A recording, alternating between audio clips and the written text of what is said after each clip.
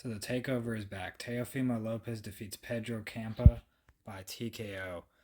I felt like Teofimo Lopez did really well and adjusted to Pedro Campa, and he just did overall great in terms of his defense and his head movement, and he utilized the shoulder roll really good. I felt like it took him maybe 1 or 2 rounds to kind of warm up against Pedro Campa, who looked pretty good in the early rounds.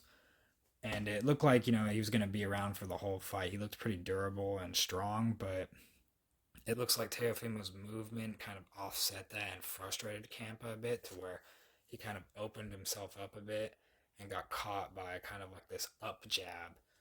And that was kind of like, the spell for the end of the fight because Teofimo Lopez kind of, stayed in the pocket, then didn't move around much and brought the fight to Campa, who Campa was chasing Teofimo for most of the fight, and Teofimo was kind of using good footwork and movement to offset Campa's aggression.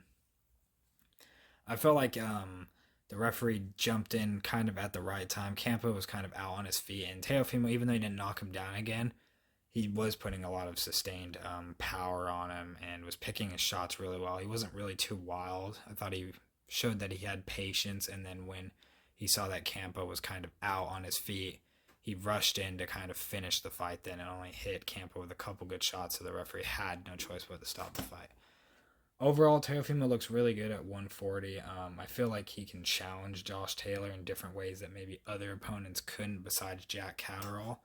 If Catterall can beat Josh Taylor, then maybe Teofimo might fight Catterall in, kind of like a fight for everything except for one of the belts.